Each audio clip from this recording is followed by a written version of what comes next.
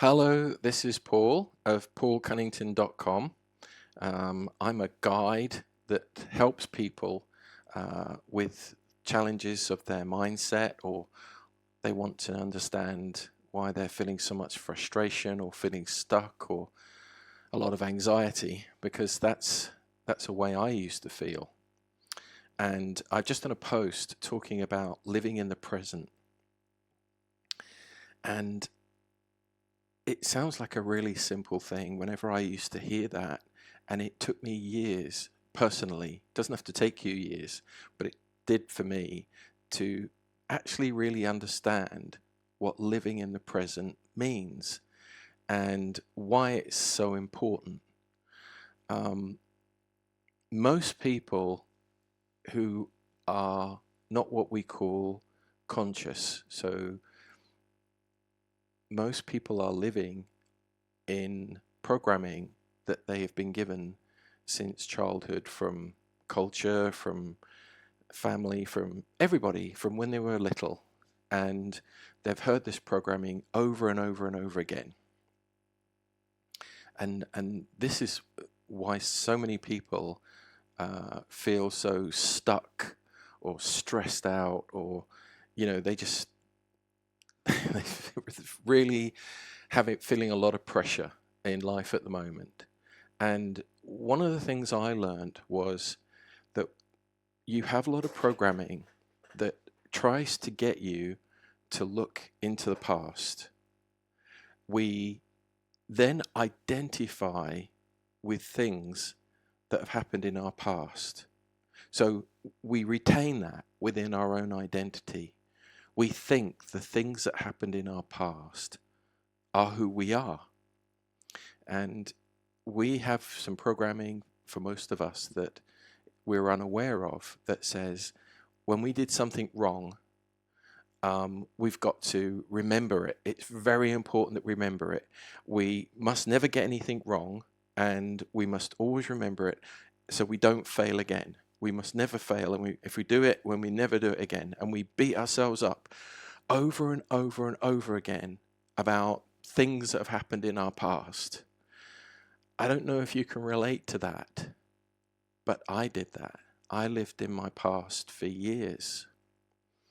And it's just a thing, they call it that your ego, which just it loves going back to your past. Now, firstly, if you've failed at something in the past, then I'll talk about why challenge is important on another video, but you'll actually find that it's absolutely necessary. And that's not a thing that someone's just trying to be positive about. Because when I used to hear that, oh, it's good to fail, and I used to think, right, yeah, gosh, these people are so positive, and I wish I could think that way, and I have no idea what they're talking about. But it's important. But I'll talk about that on another video. But we do not need to go back to our past. We have perfect minds. Now, you may not think you have, and sometimes I might not have thought I have. I mean, I could finish this video and then I'll be thinking, I want to go out. Where have I left the car keys? That's not what we mean about having a perfect memory.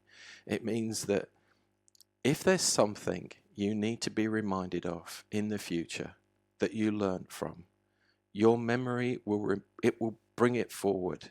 You don't have to keep trying to retain it, like you're trying to stop something falling off a shelf all the time that's going to keep trying to fall. You don't have to hold this thing in the past. You can let it go. Your memory will warn you of anything you need to be warned about. So whether you understand this right now or not, it is incredibly important, if you want to feel better, that you stop looking at the past. And even if you start looking into that more and researching that, or get in touch with me and I'll explain about it, we can talk about it a bit more, or come into the group. It's a free group. It's very safe, my Facebook group, and ask any questions you want, and I will keep answering the questions until it makes sense. Because a lot of these things are very simple, but because of the programming a lot of people have been given, and particularly nowadays with so much going on, I know myself how difficult it can be to sometimes understand these things, but you will get it if you've got a guide to help you, and I will help you. So come into the group. So number one, forget looking into the past. Number two, stop worrying about the future. This was another one that was really interesting to me when I first started to study about the mind. And people would always talk about, being in control. And I thought, well, how can you be in control if you're not thinking about the future? And how can it didn't make sense to me. It took me a while to really understand this. But this sounds counterintuitive, but you start to control your future by not thinking about the future. That didn't make any sense to me when someone tried to start explaining that to me either. But these things will start to tug at you. Your intuition inside of you, there'll be something that might say, I have no idea what this guy's talking about, but there's something that rings true here, and I'd like to find out more. That's good. If that's happening, find out more. But forget about the future. We all have something in our minds that is kind of, I think when they started to research people's minds, I read something about, I think it was, I don't know, the 30s or whatever it was. Anyway, they didn't understand a lot about minds, and they wanted to have AI, like they wanted missiles that were self-guiding. So they had to start figuring out how the mind worked. And they found that the mind has a guidance system. Our minds have a guidance system built into it. And when we consciously give ourselves instructions, particularly about where we want to go or what we want to do or how we want to feel fulfilled or some sort of purpose, and this is essential to us because we're built that way. That's why we can never be perfect at anything we do, because our minds have been built in such a way that however we figure out how to do something, we'll wake up the next day and we'll figure out another little way it can be improved and another way. So we're never going to be perfect. So please don't ever try to be perfect. Our minds aren't built that way. They're built to always improve. So we have this mechanism that when we ask it to go in a certain direction and say, right, we want to achieve something, we want to go for something, it will self-guide. Now, again, that may not make a lot of sense if you're hearing this for the first time, but it's kind of like our minds have what they call an infinite intelligence. I know that all this kind of stuff, if you're hearing it new, it sounds a bit woo-woo. It did to me, but we do. I can't do anything about it because we do. And we can go away and, you think about something and you can't figure it out. And I actually said this to someone a number of years ago. I didn't realize what I'd said. It took me a couple of years before I understood it. And they kept saying to me, yeah, that's right, that's right. And I'm thinking, whoa, what'd I do? What'd I say? And I said to them, I sometimes, when I can't figure something out, I go and think about it by not thinking about it. I didn't know what it meant at the time. They did. And have you ever done that? You just go and have a cup of coffee or something, or you just think, no matter how much I bash my head against the wall trying to figure this out, it ain't working. And something's telling me inside that if I go away for a while and just chill, that an answer or an idea will come to me. Have you ever done that? I have. I've done it loads of times, but I never thought about it before. And you do this, and then an idea or a thought, you may have even slept, you sleep on it, and in the morning you get an idea, or perhaps when you're in the shower. It's always when you're feeling calm. That's when the ideas will come. And all of a sudden something pops into your head and you're like, of course I can do it that way. But that idea is coming from our infinite mind. It's coming from that part of our brain. They call it a cybernetic mechanism, but don't worry about that too much. It goes away and it works on the problem. Our minds work that way. It works on the problem, and then all of a sudden, out of what they call our infinite mind, an answer will pop out. So when we are talking to ourselves, and it's all right to talk to ourselves because we all do it all the time. It's just that most people don't realize it. And most times, the things we're talking to ourselves about are really negative, and we're being really negative and judgmental about ourselves as well.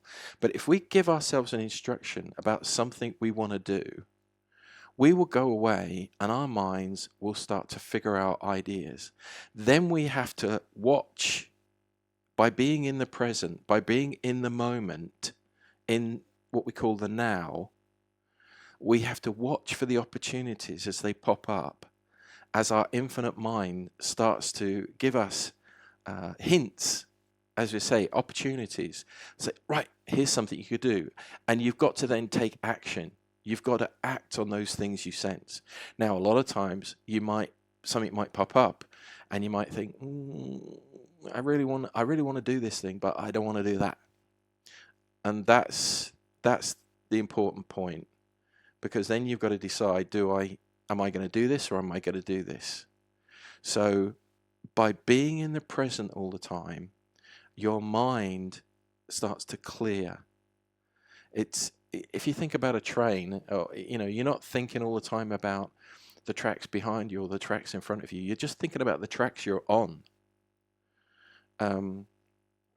If you were playing golf, it always used to seem weird to me when I first started playing golf, and I haven't played for many years, but you're looking at the hole, so you're looking at where you want to get to, and then you're looking at the ball, and then the actual place where you want to get to, you're not paying any attention to. You just look at the ball, and then you hit the ball, still not looking where you want it to go. You keep focused on the present, where the ball is at the present, and then you hit it. Only once it's in flight do you then look and see, what's happening. You're not thinking about what's been in the past, and you're not thinking about what's going to happen in the future with the ball. You just think, right, the ball's on the tee right now, and you focus it on there. And that's what you do, and you keep practicing at thinking and being conscious in the present. Now, don't beat yourself up if some of this feels right, but you're still thinking, I don't quite get this, but there's something in it. It takes time. Come into the group, we'll help you. So there are 3 things.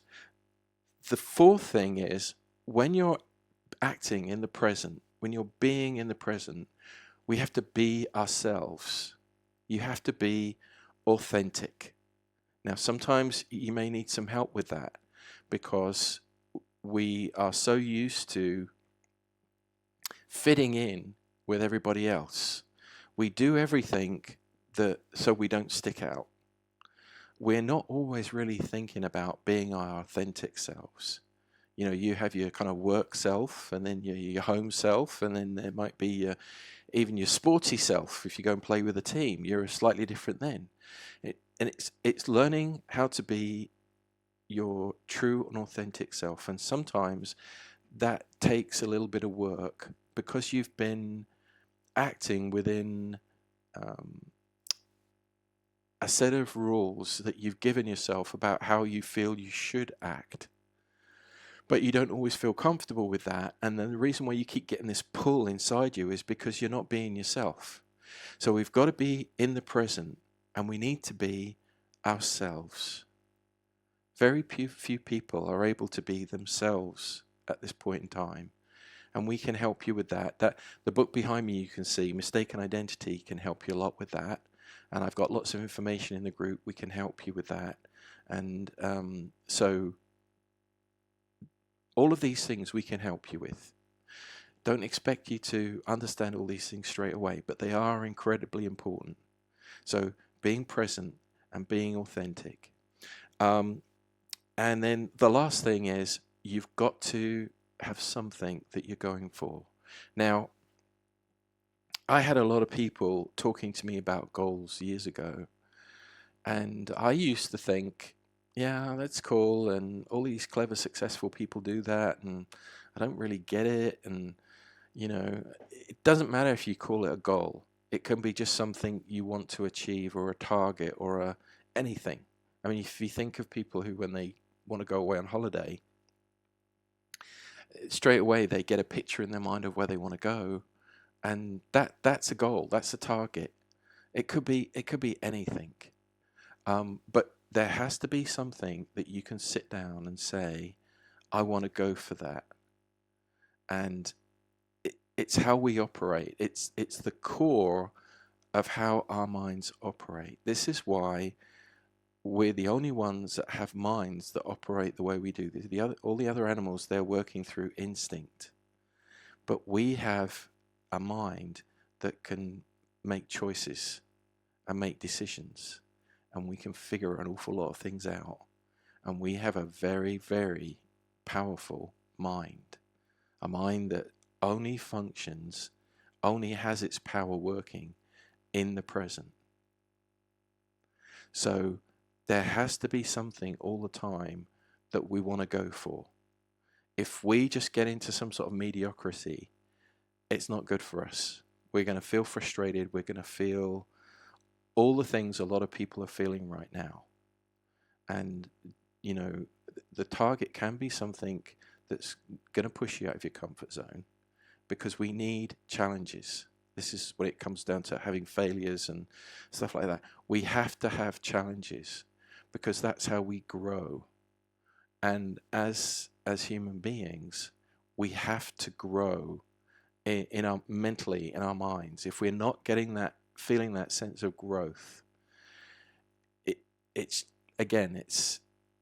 really leaves us with a lot of frustration, and we just don't have that sense of purpose. And it's as important to us as it is breathing.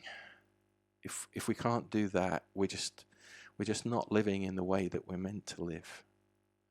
So living in the present is an incredibly simple sounding thing that's incredibly important, and may take a little while for you to grasp. But once you've grasped it, it can be absolutely just life-changing. I hope I've given you a few things to think about. Get help if you want to. Don't be afraid to get help from people. There are lots of guides and people out there. If you want, I'd be more than happy, be privileged to help you if I can. And particularly if us men, we are not very good at getting into these things or asking help for these things. And a lot of us, particularly when we get into our 40s and 50s, are ending our lives short in ways that it's sad, and it doesn't have to be that way. And I think we could be a lot more like the ladies and start to look into what is actually happening and take an interest in how our minds work. So particularly you guys, don't be afraid to get in touch, drop me a comment, come into the group, or ask about, I'll send you a link to get in. There's lots of ways you can get help. Anyway, that is in a quick synopsis of living in the present. If you want to know more, just get in touch. All right, all the best now. Take care. Bye-bye.